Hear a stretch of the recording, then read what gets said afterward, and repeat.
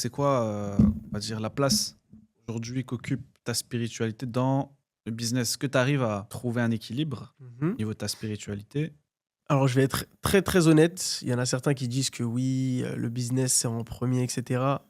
Pour moi, c'est très, très compliqué.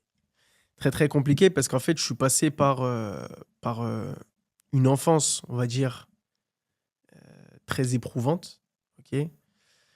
J'ai pas forcément envie d'en parler, mais voilà, je peux donner une anecdote. C'est que je me souviens quand j'étais au lycée et que tous mes frères et sœurs étaient partis, il y avait pas forcément à manger à la maison. En tout cas, les relations avec, la famille, elles étaient pas très, très bien et donc du coup, je mangeais pas à la maison. Mais littéralement, je ne mangeais pas.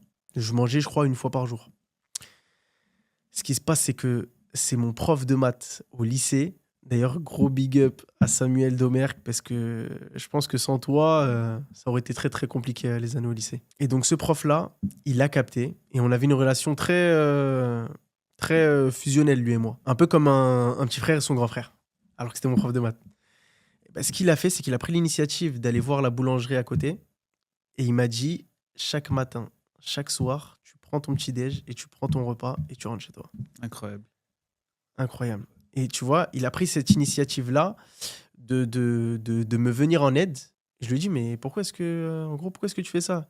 Il m'a dit: «Parce que comme ça, plus tard, toi, tu prendras l'initiative d'aller aider, ceux qui sont dans le Ah besoin».